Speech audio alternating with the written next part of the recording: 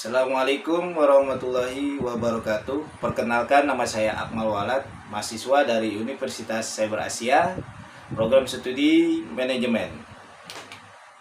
Pada mata kuliah Estetika Humanisme kali ini, saya akan membawakan teori tentang psikologi humanistik. Yang pertama, pendahuluan. Psikologi humanistik atau disebut juga dengan nama psikologi kemanusiaan adalah suatu pendekatan yang multifaset terhadap pengalaman dan tingkah laku manusia yang memusatkan perhatian pada keunikan dan aktualisasi diri manusia. Bagi sejumlah ahli psikologi humanistik, yang lainnya merupakan pelengkap bagi penekanan tradisional behaviorisme dan psikoanalis. Psikologi humanistik juga memberikan sumbangannya bagi pendidikan alternatif yang dikenal dengan sebutan pendidikan humanistik atau humanistic education. Pendidikan humanistik berusaha mengembangkan individu secara keseluruhan melalui pembelajaran nyata, pengembangan aspek emosional, sosial, mental, dan keterampilan dalam berkarir menjadi fokus dalam model pendidikan humanistik. Aliran psikologi humanistik selalu mendorong peningkatan kualitas dari manusia melalui penghargaannya terhadap potensi-potensi positif yang ada pada setiap insan. Seiring dengan perubahan dan tuntutan zaman, proses pendidikan pun senantiasa berubah. Berikutnya adalah pembahasan. Yang pertama, tokoh-tokoh penting dalam aliran humanistik dan teorinya. 1. Abraham Maslow. Maslow berpendapat bahwa manusia memiliki hierarki kebutuhan yang dimulai dari kebutuhan jasmania sampai dengan kebutuhan tertinggi, yaitu kebutuhan estetis.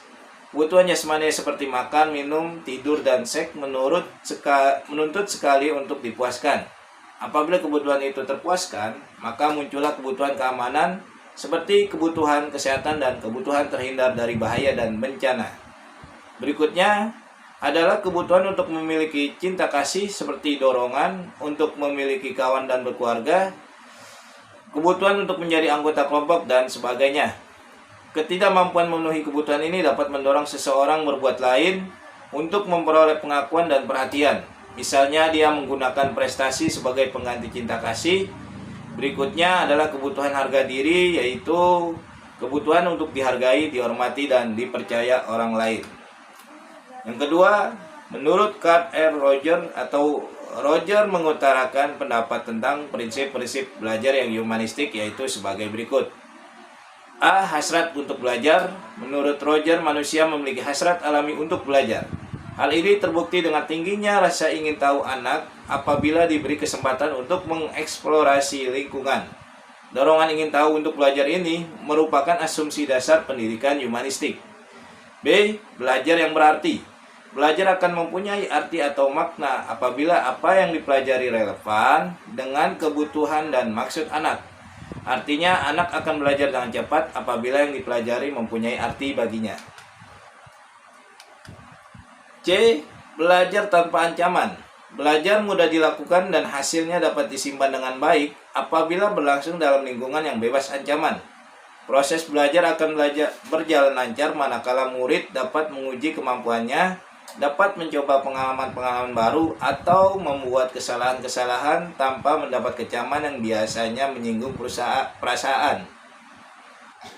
D. Belajar atas inisiatif sendiri atau belajar akan paling bermakna apabila hal itu dilakukan atas inisiatif sendiri dan melibatkan perasaan dan pikiran si pelajar.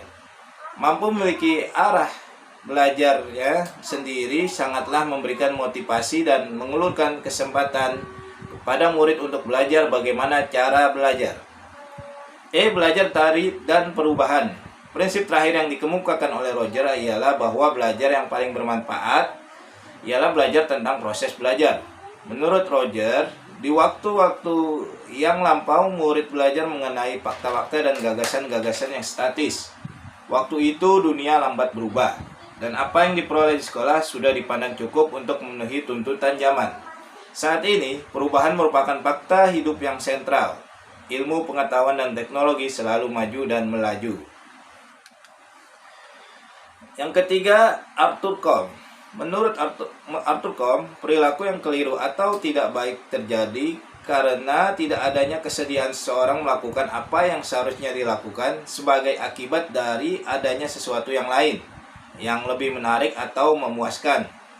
Misalkan guru mengeluh murid-muridnya tidak berminat belajar. Sebenarnya hal itu karena murid-murid itu tidak berminat melakukan apa yang dikehendaki oleh guru. Kalau saja guru tersebut lalu mengadakan aktivitas-aktivitas yang lain, barangkali murid-murid akan berubah sikap dan reaksinya.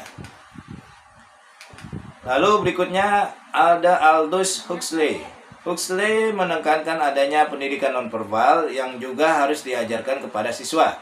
Pendidikan nonverbal bukan berwujud pelajaran senam, sepak bola, bernyanyi atau menari, melainkan hal-hal yang bersifat di luar materi pembelajaran.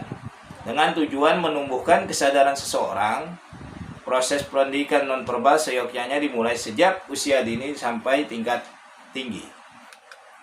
Lalu ada David Mills dan Stanley Kerr. Ilmu pengetahuan alam selama bertahun-tahun hanya dibahas dan dipelajari secara kognitif semata, yakni sebagai akumulasi dan fakta-fakta dan teori-teori. Padahal bagaimanapun praktek dari ilmu pengetahuan selalu melibatkan elemen-elemen afektif yang meliputi adanya kebutuhan akan pengetahuan, penggunaan intuisi dan imajinasi dalam usaha-usaha kreatif, pengalaman yang menantang, frustasi, dan lain-lain. Berdasarkan fenomena tersebut, David Mills dan Stanley Kerr mengajukan konsep pendidikan terpadu, yakni proses pendidikan yang mengikut sertakan afeksi atau perasaan murid dalam belajar. Penerapan metode gabungan antara kognitif dan afektif ini merupakan hasil yang lebih efektif dibanding pengajaran yang hanya menekankan aspek kognitif. Pada siswa merasa lebih cepat menangkap pelajaran dengan menggunakan fantasi, role playing, dan game, misalnya mengajarkan teori Newton dengan murid yang sebagai astronot. Lalu masih dalam pembahasan yaitu mengenai aplikasi aliran humanistik dalam pendidikan. Berikut banyak sekali hal-hal yang merupakan aplikasi dari teori-teori humanistik, walaupun hanya akan ditampilkan sebagai aplikasi dalam proses pembelajaran dikarenakan keterbatasan ruang dan waktu. 1. Open education atau pendidikan terbuka. Pendidikan terbuka adalah proses pendidikan yang memberikan kesempatan kepada murid untuk bergerak secara bebas di sekitar kelas dan memilih aktivitas belajar mereka sendiri. Guru hanya berperan sebagai pembimbing. Ciri utama dari proses ini adalah lingkungan fisik kelas yang berbeda dengan kelas tradisional. Karena murid bekerja secara individual atau kelompok-kelompok kecil, dalam proses ini mensyaratkan adanya pusat-pusat belajar atau pusat-pusat kegiatan di dalam kelas yang memungkinkan murid-murid mengeksplorasi bidang-bidang pelajaran, topik-topik, keterampilan-keterampilan atau minat-minat tertentu. Pusat ini dapat memberikan petunjuk untuk mempelajari suatu topik tanpa hadirnya guru dan dapat mencatat partisipasi dan kemajuan murid untuk nantinya dibicarakan dengan guru. Yang kedua adalah cooperative learning atau belajar kooperatif. Belajar kooperatif merupakan fondasi yang baik untuk meningkatkan dorongan berprestasi murid. Dalam prakteknya, belajar kooperatif memiliki 3 karakteristik. A. Murid bekerja dalam tim-tim besar belajar yang kecil atau 4-6 orang anggota dan komposisi ini tetap selama beberapa minggu. B. Murid didorong untuk saling membantu dalam mempelajari bahan yang bersifat akademik dan melakukan secara berkelompok. C. Murid diberikan imbalan atau hadiah atas dasar prestasi kelompok. 3. Independent learning atau pembelajaran mandiri. Pembelajaran mandiri adalah proses pembelajaran yang menuntut murid menjadi subjek yang harus merancang, mengatur, dan mengontrol kegiatan mereka sendiri secara bertanggung jawab. Proses ini tidak tergantung pada subjek maupun metode instruksional, melainkan kepada siapa yang belajar, mencakup siapa yang memutuskan tentang apa yang akan dipelajari, siapa yang harus mempelajari suatu hal, metode dan sumber apa saja yang harus digunakan, dan bagaimana cara mengukur keberhasilan upaya belajar yang telah dilaksanakan. Yang keempat adalah Student Center Learning atau belajar yang terpusat pada siswa. Student Center Learning atau disingkat menjadi SCL merupakan strategi pembelajaran yang menempatkan peserta didik secara aktif dan mandiri serta bertanggung jawab atas pembelajaran yang dilakukan. Dengan SCL, peserta diharapkan mampu mengembangkan keterampilan berpikir secara kritis, mengembangkan sistem dukungan sosial untuk pembelajaran mereka, mampu memilih gaya belajar yang paling efektif, dan diharapkan menjadi lifelong learner dan memiliki jiwa entrepreneur. Pada intinya, pembelajaran dengan SCL sangat bertentangan dengan proses pembelajaran konvensional yang cenderung teacher-centered instruction, yakni proses pembelajaran yang mengandalkan guru atau dosen sebagai sentralnya. Di sini nampak aplikasi dari aliran humanistik yang sangat memanusiakan peserta didik. Berikutnya adalah penutup, yaitu kesimpulan. Psikologi humanistik sangat relevan dengan dunia pendidikan karena aliran ini selalu mendorong peningkatan kualitas diri manusia melalui penghargaannya terhadap potensi-potensi positif yang ada pada setiap insan. Seiring dengan perubahan dan tuntutan zaman, proses pendidikan pun senantiasa berubah.